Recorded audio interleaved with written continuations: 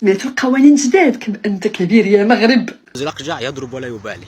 تخيل معايا عزيزي المشاهد أن اتحاد الكرة الدولي الفيفا يغير قوانين اللعبة علشان اللي حصل من السنغال.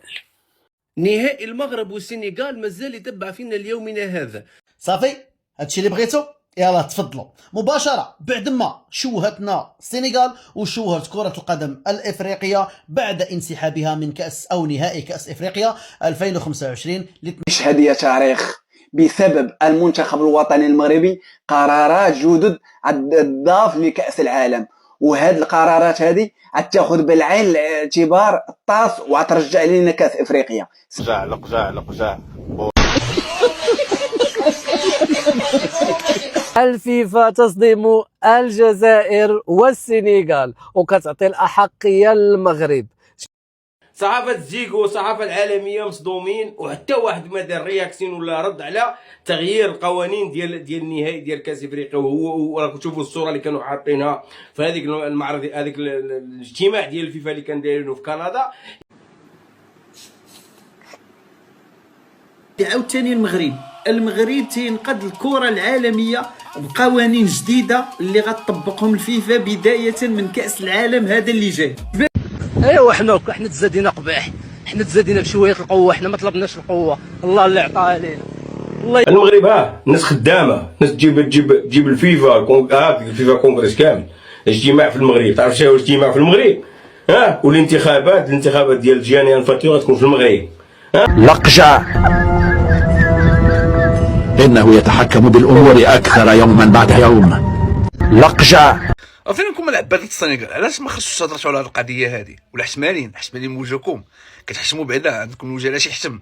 تخيل معايا عزيزي المشاهد بان الفيفا غدير اجتماع، واجتماع على اساس على اساس داكشي اللي طرا في الفينال اللي جمع السنغال مع المغرب.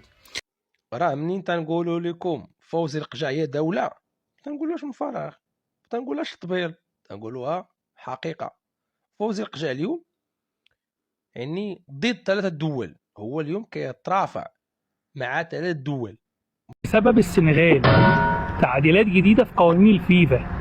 سحب اللقب من السنغال هو قرار شرعي، وتعيين المغرب كبطل افريقيا 2025 هو قرار شرعي كذلك. قاسها شويه، قاسها على السنغال وهذوك اللي تابعين تا هما السنغال. نتوما شوفوا السنغال ولات تضرب بهم المثال في اجتماعات تاع الفيفا. هذيك التصويره راه هذيك الصغيره اللي تتبان لكم في الشاشه، انا نوريها لكم دابا كبيره. في هذا الاجتماع هذا اللي تيتناقش فيه القانون الجديد ديال الانسحاب في المباريات، واللي خداو اللقطه تاع السنغال في نهائي كاس افريقيا ضد المغرب. ها المعقول. وهذه اخبار زينه الاخوان. قال لك سيدي بفضل المغرب وديك الاحداث اللي شفناها في الفينال ديال الكوب دافريك ضد منتخب المنسحبون، زادوا قوانين صارمه في كاس العالم 2026. مع المعلم وافق مجلس الاتحاد الدولي لكرة القدم بالإجماع على منح بطاقة حمراء للاعبين الذين يقومون بتغطية أفواههم لإخفاء سلوك تمييزي. حاولوا يغادروا الملعب احتجاجا على قرار الحكم ولا شي حاجه ما عجباتهمش، الطرد معلم الفوري، ما كاينش اللعبه صاحبي الحمراء. يعني شنو بيوصلوا لينا هنايا؟ انسحبت يا معلم، دي معاك هذه، دي معاك حمراء ورا، ماشي السيفا صاحبي، كنتكلموا على المونديال هذا المره. والثاني فهو مغادره اللاعبين للملعب اعتراضا على قرار الحكم، لذا سيعتبر اللاعبون الذين يحرضون اللاعبين على مغادرة الملعب مطرودين، كما سيعتبر من يحرض اللاعبين على مغادرة الملعب مطرودا أيضا، وسيعتبر الفريق الذي غادر الملعب خاسرا للمباراة.